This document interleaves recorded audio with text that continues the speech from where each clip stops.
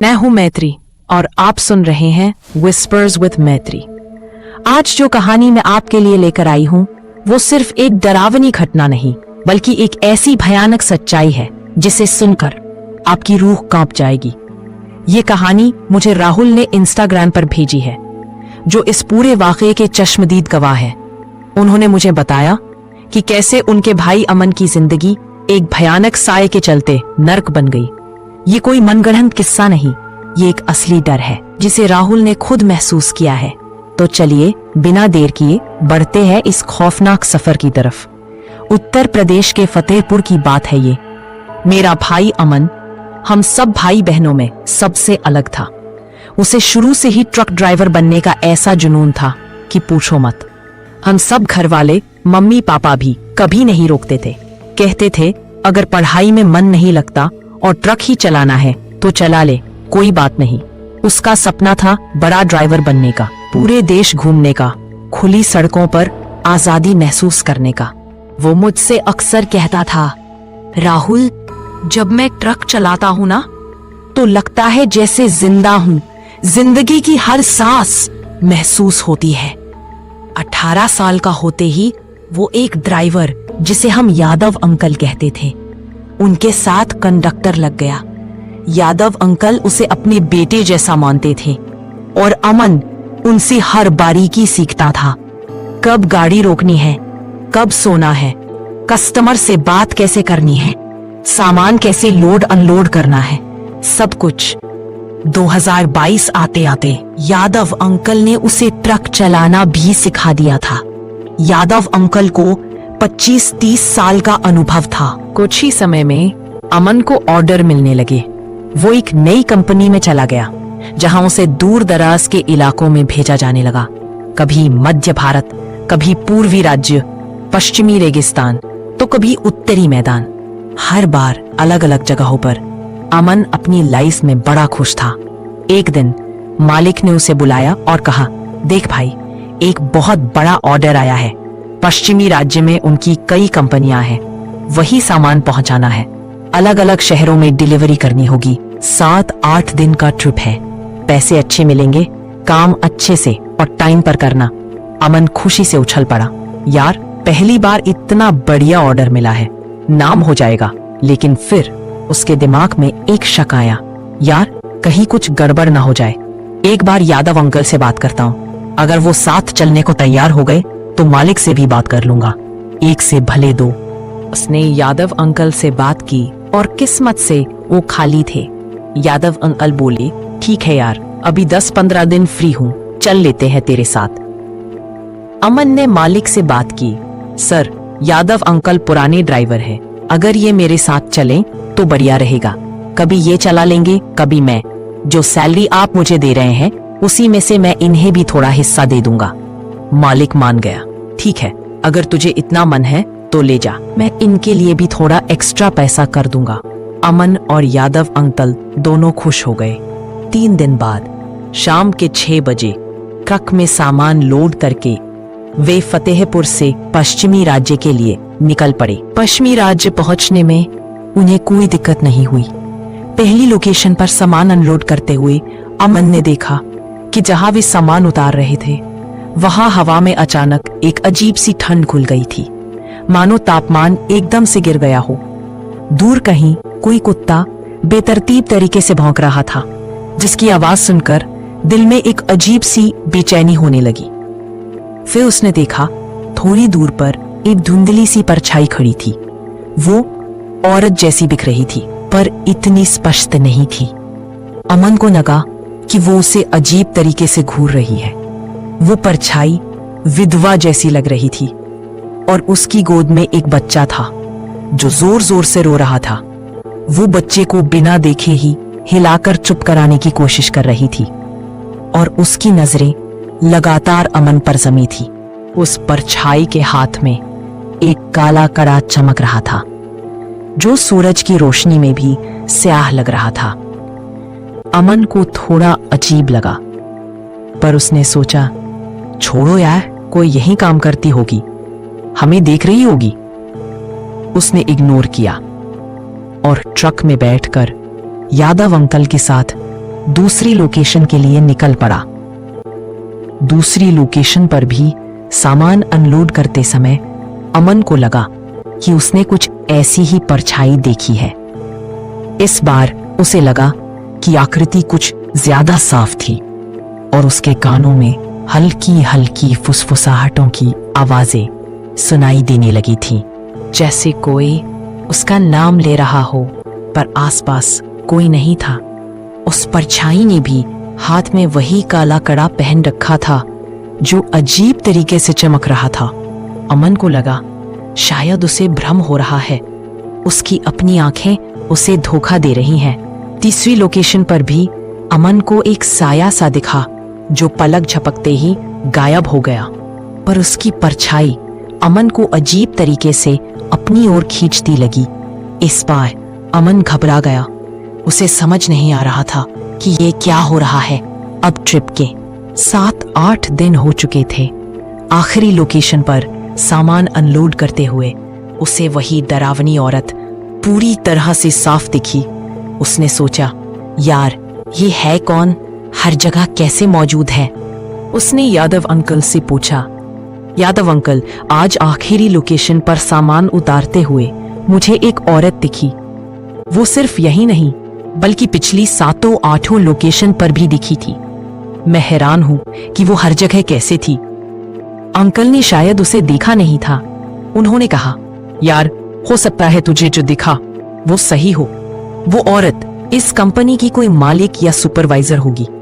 अपन जहां सामान अनलोड कर रहे हैं वो एक ही कंपनी की चेन है, तो हो सकता है कोई सुपरवाइजर हो या मालकिन। किसी को देखकर ऐसी जज क्यों करता है।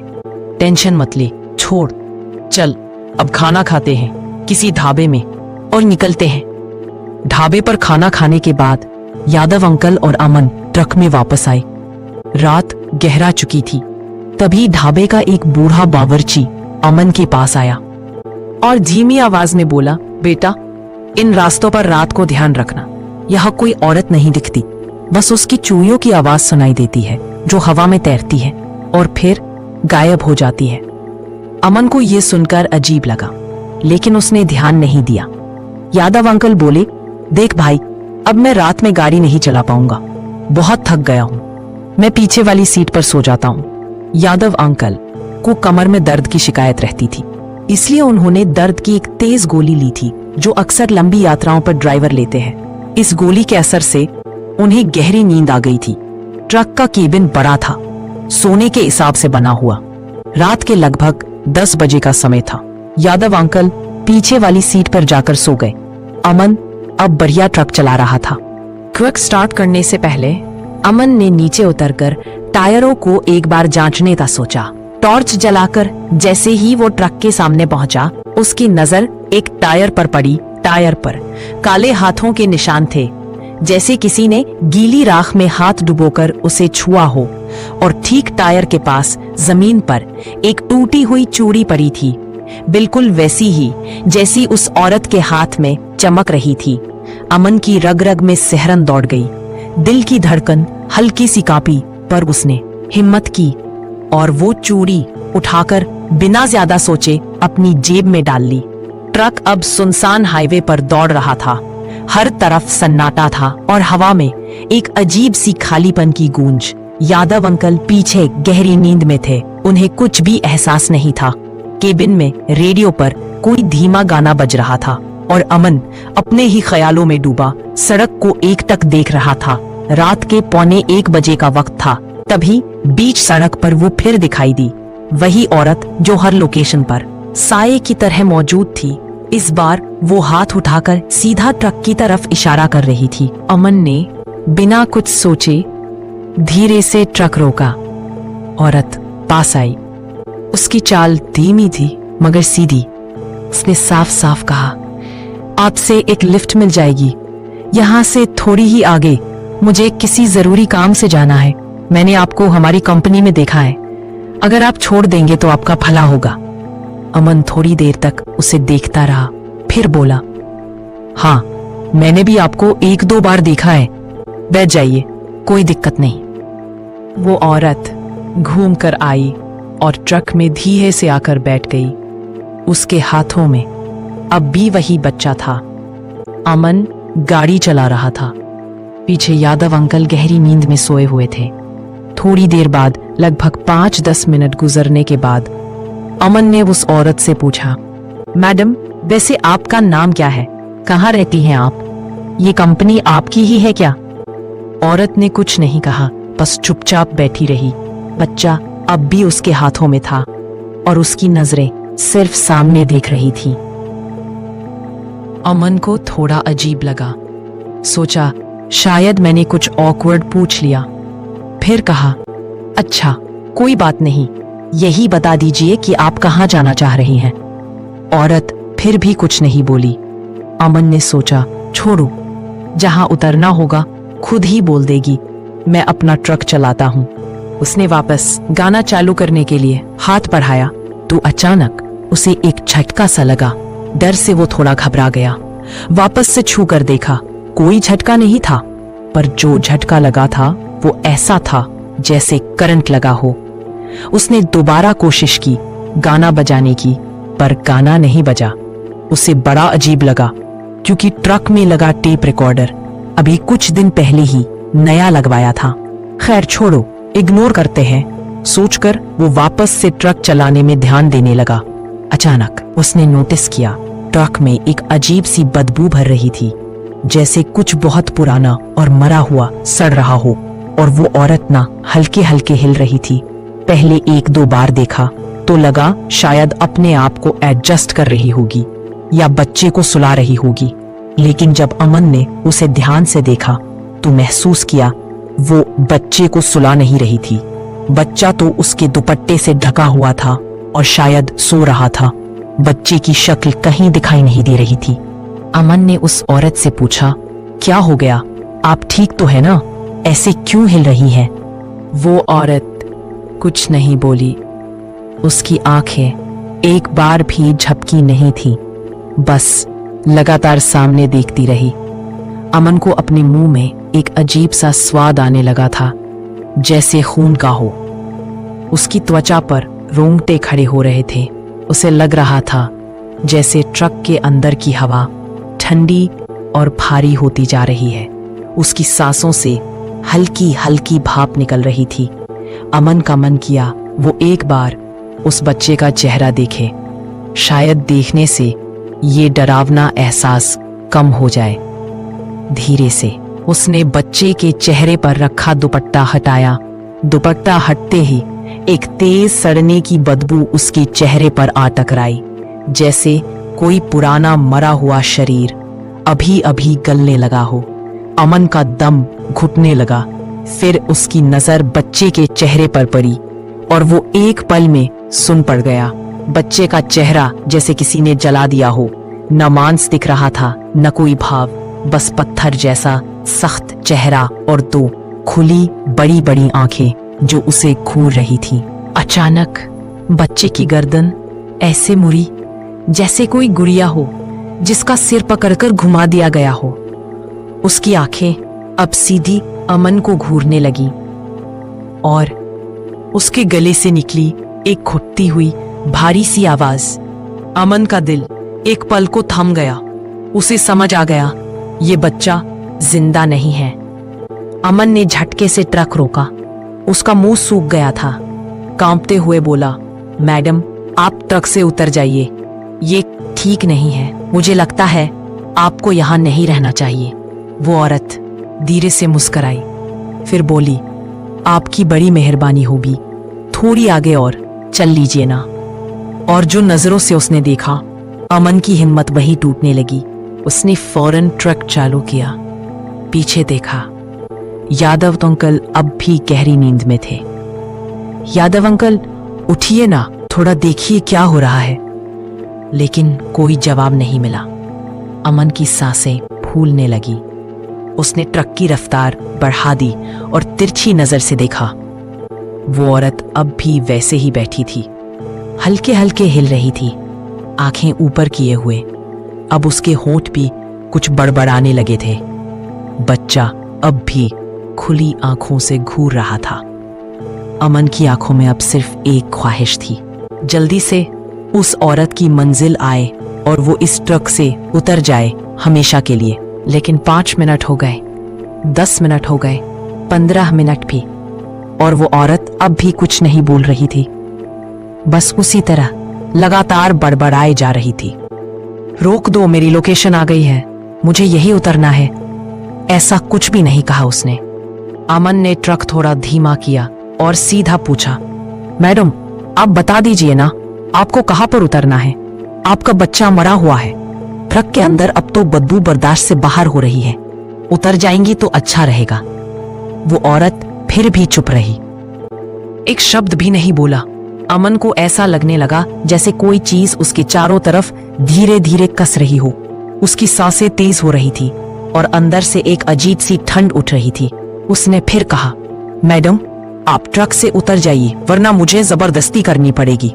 तभी वो औरत अचानक उसकी तरफ मुड़ी और बहुत जोर से चीखी, इतनी पास से कि वो चीख सीधा अमन के मुंह पर पड़ी।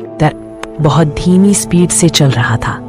अमन सीधा सामने देख रहा था, पर उसके कानों के पास सब कुछ सुन्न हो गया था। वो औरत बिना कुछ छुए खुद से दरवाजा खोलती है, बाहर उतरती है और फिर हेडलाइट की टिमटिमाती रोशनी के बीच धीरे धीरे हवा में मिलने लगती है, जैसे धूल हो जो अब ट्रक के साथ नहीं अंधेरे में गायब हो रही है। अमन का पूरा शरीर कांपने लगा था, उसका दम घुट रहा था। उसे ऐसा लग रहा था जैसे उसकी हड्डियों में भी डर समा गया हो। उसने गाड़ी रोकी, सांसें तेज थीं, चेहरा पसीने से भीगा हुआ। आंखों के सामने अब भी उसी औरत का चेहरा घूम रहा था और वो बच्चा जिसकी आंखें सीधा उसे देख रही थी। उसी वक्त अमन की एक तेज चीख निकली। यादव अंकल हड़बड़ाकर उठ गए। उन्होंने देखा अमन ट्रक की सीट पर कांप रहा था और ट्रक सीधा जाकर बिजली के खंभे से टकरा चुका था। यादव अंकल चीखे, अमन पागल हो गया है क्या तू? क्या कर रहा है ये? नींद आ रही थी तो सो जाना चाहिए था ना। ये क्या किया तूने? कांच वांच सब टूट गया है। कितनी बुरी तरह से ठोक दिया है ट्रक को। अमन कुछ नहीं बोला, एक शब्द भी नहीं। यादव अंकल ने थोड़ा पास जाकर उसे हिलाया। अमन ठीक तो है ना? अमन सुन रहा है ना? देख पानी पीना है क्या बेटा? तू ठीक है ना? अमन ने धीरे से एक हल्की सी मुस्कान दी और फिर एकदम अजीब ढंग से यादव अंकल को देखकर हंसने लगा। इसकी हंसी सामान्य नहीं थी, एकदम खाली आंखों से वो हंसता जा रहा था। यादव अंकल का चेहरा धीरे धीरे डर से सख्त होने लगा। अमन अब बड़बड़ाने लगा था, ठीक नहीं हूं मैं ठीक, मैं ठीक नहीं हूं। मेरे अंदर घुस रही है, मेरी हड्डियों में जा रही है। वो मुझे मार देंगे, सब मेरे पीछे पड़ गए हैं, वो लोग मुझे ले जाएंगे। अब उसकी आवाज धीरे धीरे तेज और पागलपन भरी हो रही थी। यादव अंकल का चेहरा उतर गया। उन्होंने फौरन समझ लिया कि अमन पर कुछ चढ़ गया है। साला मैं भी कैसी नींद में था यार, गड़बड़ कर दी। नींद में सब छोड़ बैठा। उन्होंने बिना वक्त गंवाए ट्रक से नीचे छलांग मारी, आसपास देखा और आवाज लगाई, कोई है? कोई मदद करो भाई, मेरे ड्राइवर को कुछ हो गया है। धमाके की आवाज दूर तक गई थी। कुछ ही देर में गांव के लोग इकट्ठा हो गए। पास ही एक मंदिर था। मंदिर के सेवक भी दौड़ते हुए आए। सबने मिलकर अमन को ट्रक से बाहर निकाला, लेकिन वो बुरी तरह चिल्ला रहा था, हाथ पैर मार रहा था, पूरी तरह काबू से बाहर हो चुका था। उसके मुंह से अब भी वही बातें निकल रही थी, वो मुझे ले जाएंगे, वो अंदर घुस रही है, कोई मुझे बचाओ। गांव वालों की आंखों में डर था, पर उन्होंने हिम्मत नहीं छोड़ी। अब ये सिर्फ एक एक्सीडेंट नहीं था, ये कुछ और था, कुछ जो उसके शरीर से ज्यादा उसकी आत्मा को पकड़ चुका था।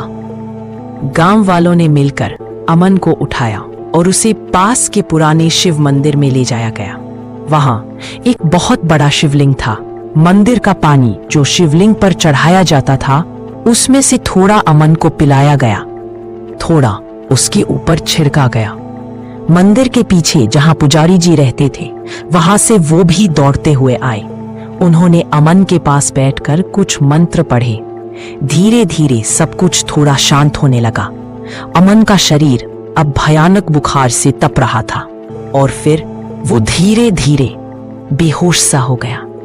हमें लगा शायद पुजारी जी के मंत्रों ने उस पर आई बुरी आत्मा को भगा दिया है।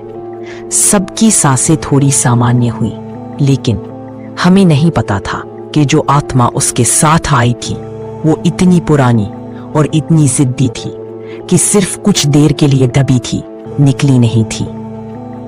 यादव अंकल समझ गए थे अब और इंतजार नहीं किया जा सकता। उन्होंने गांव वालों की मदद ली, अमन को फिर से ट्रक में लिटाया और हॉस्पिटल की तरफ निकल गए। रास्ते भर अमन अजीब सी भाषा में बड़बड़ाता रहा, ऐसी आवाजें जिन्हें कोई समझ नहीं पा रहा था। यादव अंकल उसका शरीर पकड़े हुए बैठे थे, जो अब भी बुखार में जल रहा था। कुछ देर बाद वो पास के एक हॉस्पिटल पहुंचे। अमन को फौरन एडमिट किया गया। घर वालों को भी कॉल कर दिया गया था, क्योंकि यादव अंकल कई सालों से उसके साथ काम कर रहे थे। जिस ट्रक के मालिक थे उन्हें भी सारी बात बता दी गई। अब घर के सब लोग हॉस्पिटल पहुंच चुके थे। मम्मी का चेहरा सफेद पड़ गया था। पापा एक कोने में चुपचाप खड़े रहे, जैसे वो अपने बेटे को पहचान ही नहीं पा रहे थे। डॉक्टरों ने फौरन ट्रीटमेंट शुरू किया। इंजेक्शन, ड्रिप्स, हर टेस्ट किया गया। कुछ देर बाद डॉक्टर साहब ने धीमे स्वर में कहा, हमें समझ नहीं आ रहा कि इसको आखिर हुआ क्या है। हमें बताया गया है कि ट्रक एक्सीडेंट हुआ है, लेकिन ना इसे कोई चोट लगी है, ना ही ऐसा कोई झटका जो इतनी हालत खराब कर दे। हम एक्सरे कर चुके हैं, ब्लड रिपोर्ट्स भी ठीक है, हर रिपोर्ट नॉर्मल है। डॉक्टर थोड़ी देर चुप रहे, फिर बोले, इसके बर्ताव में जो बदलाव है वो मेडिकल समझ से बाहर है। हो सकता है इसे हेलुसिनेशन हो रहे हों या फिर कुछ मानसिक ट्रॉमा, पर वहां खड़े हर इंसान को पता था कि ये सिर्फ दिमाग की बात नहीं थी, ये कुछ और था, कुछ जो अब भी अमन के अंदर कहीं छिपा था। डॉक्टरों ने हर तरह का टेस्ट कर लिया था, लेकिन उसकी हालत किसी भी रिपोर्ट में समझ नहीं आ रही थी। अमन कभी एकदम शांत रहता, फिर अचानक उसके पूरे शरीर में झटके शुरू हो जाते। उसके हाथ पैर बेतरतीब तरीके से हिलते, जैसे कोई अदृश्य ताकत उसे नचा रही हो, एक कठपुतली की तरह जिसकी डोरियां उलझ गई हो। उसकी आंखें पूरी तरह सफेद हो जाती थी, पुतलियां ऊपर की तरफ मुड़ जाती थी, चेहरा बिल्कुल खाली, बिना होश का। फिर अचानक वो एकदम रुक जाता, जैसे किसी ने पॉज का बटन दबा दिया हो। कुछ सेकंड सब थम जाता और फिर वो फिर से उठता, झटके खाता और किसी अनजानी भाषा में बड़बड़ाने लगता।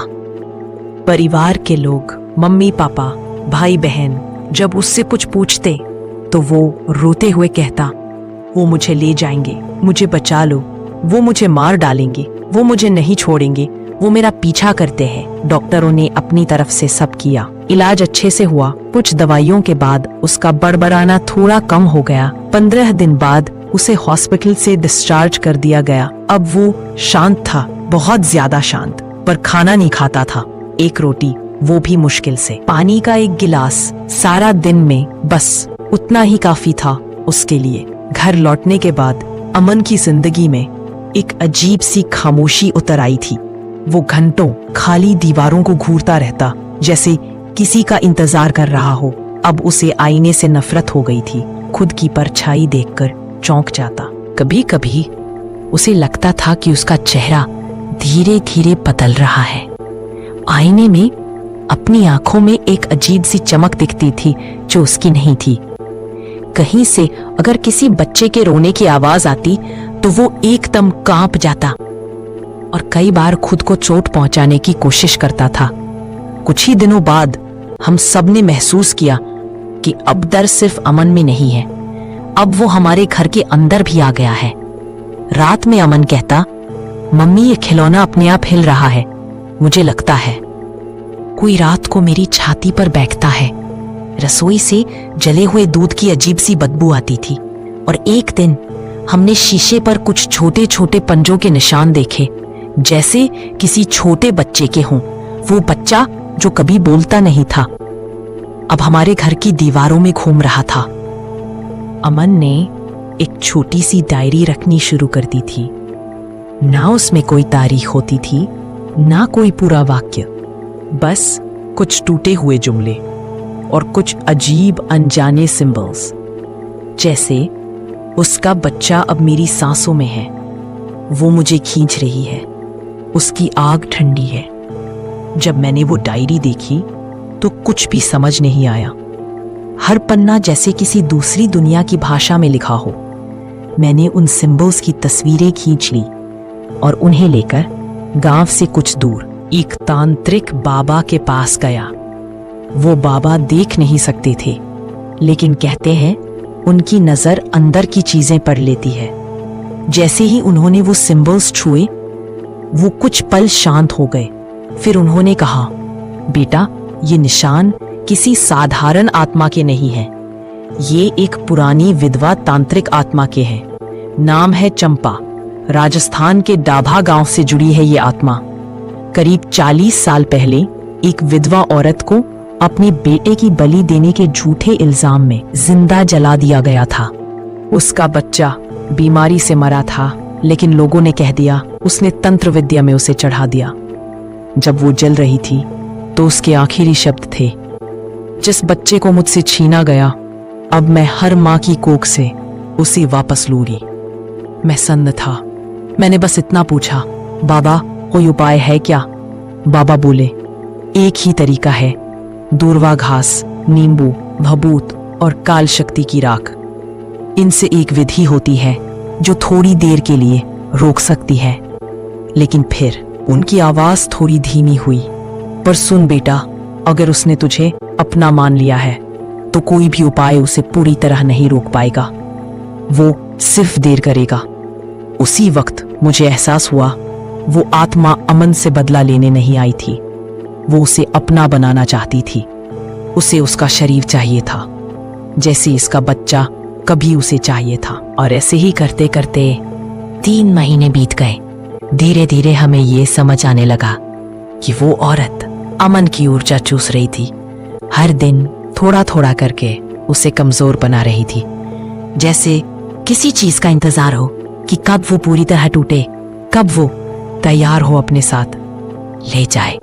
इन 2-3 महीनों में हर दूसरे तीसरे दिन अमन अपनी मम्मी से कहता, मम्मी, मुझे सपने में कोई औरत दिखती है, बहुत डरावनी लगती है मम्मी। वो कुछ कहने की कोशिश करती है, लेकिन मुझे उसकी भाषा समझ नहीं आती। वो मुझसे क्या चाहती है मम्मी? मुझे क्या करवाना चाहती है? हर रात उसके सपनों में एक अजीब सी लोरी गूंजती थी, धीमी, मीठी, लेकिन डर से भरी हुई। फिर धीरे धीरे वो लोरी तेज होने लगती, इतनी तेज कि उसके कानों में दर्द होने लगता। और फिर एकदम सन्नाटा। फिर सिर्फ आवाजें, मांस के खुरचने जैसी आवाजें, जैसे कोई अपने नाखूनों से जिंदा जिस्म को चीर रहा हो। उसकी मम्मी उसे हर जगह दिखा रही थी, कभी किसी बाबा को, कभी किसी पुजारी को, कभी किसी तांत्रिक को। हर बार अमन कुछ दिन शांत होता, फिर वापस वही बड़बड़ाहट, वही चीखें, वही सपने। घर वालों ने अब ये मान लिया था शायद दिमागी संतुलन बिगड़ गया है। एक्सीडेंट में सिर पर कुछ असर हुआ है, भूत प्रेत कुछ नहीं होता। अगर होता तो अब तक ठीक हो गया होता। धीरे धीरे घर वालों ने उसे वैसा ही स्वीकार कर लिया। अमन भी एक नकली नॉर्मल लाइफ जीने लगा। कभी बाजार चला जाता, कभी गेहूं पिसाने, कभी सब्जी ले आता, जैसे कुछ नहीं हुआ हो।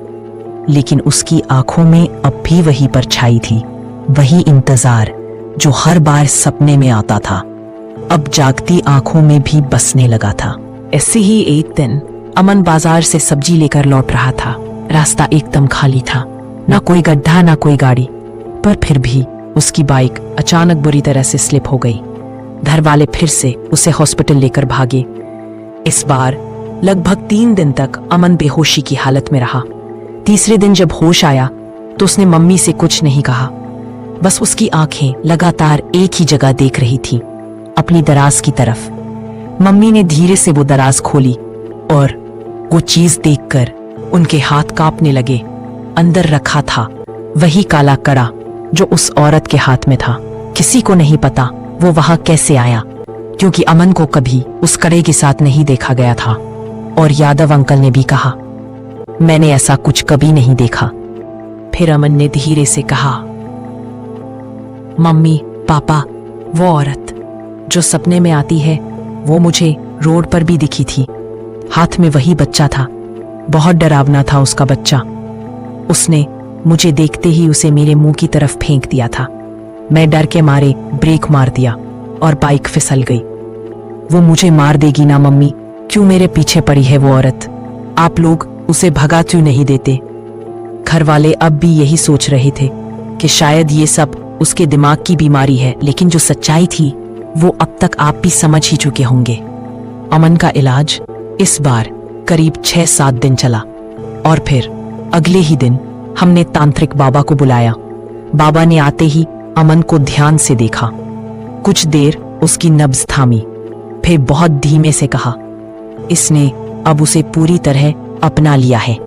अब सिर्फ एक आखिरी उपाय बचा है, लेकिन उसमें खतरा है। हमने अमन के लिए एक अंतिम पूजा की तैयारी की। जैसे ही बाबा ने मंत्र पढ़ने शुरू किए, कमरे की हवा एकदम भारी हो गई। तापमान तेजी से गिरने लगा। दरवाजे खुद ब खुद एक एक करके धड़ धड़ बंद होने लगे। हवन कुंड की आग धीरे धीरे नीली पड़ने लगी और फिर अचानक भभक कर भड़क उठी। चारों ओर एक अजीब घना अंधेरा फैल गया, जैसे रोशनी खुद डर के मारे छिप गई हो। बाबा की आवाज कांप रही थी, एक डर जो उन्होंने पहले कभी महसूस नहीं किया था। वो आ रही है अपनी पूरी शक्ति के साथ। और तभी कमरे के कोने में धीरे धीरे एक परछाई बनने लगी। कमरा अब धुएं से भरने लगा था। तांत्रिक बाबा अब आंखें बंद करके बैठ गए। उनके चारों ओर दूर्वा घास, नींबू, भभूत और राख का गोला बनाया गया था। हवन कुंड की आग से अब नीली लपटें निकल रही थी, जैसे कोई दूसरी दुनिया से कुछ झांक रहा हो। अमन बीच में बैठा था, पर उसकी आंखें अब अमन की नहीं थीं। वो सीधा तांत्रिक बाबा को देख रहा था और धीरे धीरे मुस्कुरा रहा था, बिल्कुल वैसी ही मुस्कान जैसी वो विधवा औरत चंपा दिया करती थी। तभी अमन की गर्दन धीमे से मुड़ी। उसकी आवाज अजीब सी हो गई, जैसे किसी और के गले से आ रही हो। तू मुझे यहां से हटा नहीं सकता, अब ये मेरा है, मेरा बच्चा। बाबा ने मंत्र की गति तेज कर दी। मिट्टी कांपने लगी थी। उसने अपनी मां की तरफ देखा और बोला, मम्मी मुझे बचा लो। पर फिर कुछ ही सेकंड बाद वो फिर बदल गया और जोर से चीखा, तूने मेरा बच्चा छीना था, अब मैं सबका बच्चा ले जाऊंगी। बाबा ने अब अंतिम राख की मुट्ठी उठाई और अमन की ओर फेंकी। अमन जोर से चीखा, पूरा कमरा हिल गया और तभी कमरे के कोने से चंपा की परछाई पूरी तरह उभर आई, काले घूंघट से ढकी, गले में टेढ़ा झूलता वो जला हुआ बच्चा। वो बच्चे को सामने पकड़कर बोली, ये अब तुम्हारा नहीं रहा, ये अब मेरा है। बाबा ने जोर से चिल्लाया, हर माता की पीड़ा को साक्षी मानकर आज तुझे बांधता हूं। उन्होंने वो काल शक्ति की राख आग में डाली और तभी हवा तेज चलने लगी, कमरे की दीवारों से जैसे कोई खरोच रहा हो। अमन के मुंह से काले धुएं की लहरें निकलने लगी। बच्चे की चीख कमरे में गूंज रही थी, माँ माँ माँ। बाबा ने कहा, राहुल जल्दी वो काला कड़ा जो तुमने दराज में देखा था वो लाओ। मैं दौड़कर गया और कांपते हाथों से वो कड़ा लाकर बाबा को दिया। बाबा बोले, ये उसी की शक्ति का केंद्र है, अगर इसे आग में समर्पित कर दो तो आत्मा की डोर टूट सकती है। हम सब कांप रहे थे। अमन चीख रहा था, चंपा हवा में तैर रही थी, बच्चे की लाश उसकी गोद में अब भी धधक रही थी। मैंने हिम्मत करके वो कड़ा आग में फेंक दिया और जैसे ही वो कड़ा आग में गया, एक भयानक चीख गूंजी, इतनी तेज कि खिड़कियां फट गई। चंपा की परछाई धीरे धीरे जलने लगी। बच्चा हवा में गायब हो गया। अमन जमीन पर गिर पड़ा और सब कुछ एकदम शांत हो गया। कुछ मिनटों बाद हवा फिर से नॉर्मल हुई। अमन की धड़कनें तेज थी और उसकी आंखों में अब वो डर नहीं था। उसने मुझे देखा, फिर माँ को देखा, धीरे से बोला, वो चली गई ना? मैंने सिर हिलाया। हाँ भाई, अब वो कभी नहीं आएगी। इस हादसे के बाद हमने उस राख को गंगा में प्रवाहित कर दिया। अमन ने कुछ महीने इलाज कराया, अब वो बिल्कुल ठीक है। पर हाँ, कभी कभी रात को वो जागकर खिड़की के बाहर देखता है और बस धीरे से मुस्कुराता है, कहता है, मुझे आज भी किसी की निगाह महसूस होती है। मैं हूं मैत्री और आप सुन रहे थे विस्पर्स विथ मैत्री। अगर ये कहानी आपके जहन में कहीं धीरे से उतर गई हो तो इसे जरूर शेयर करें, लाइक करें और चैनल को सब्सक्राइब करना मत भूलिएगा, क्योंकि ये डर बस एक किस्सा नहीं, एक साया है जो कहानियों में नहीं हकीकत में भी लौट सकता है। अगली बार जब आप सुनसान रास्ते से गुजरें और कोई औरत बच्चा गोद में लिए आपसे लिफ्ट मांगे, तो एक बार फिर इस कहानी को याद जरूर करिएगा, क्योंकि डर यही नहीं रुका, वो फिर आएगा कहीं और, इसी और के जरिए। अगली रात में फिर मिलते हैं एक और सच्चे डर के साथ, सिर्फ विस्पर्स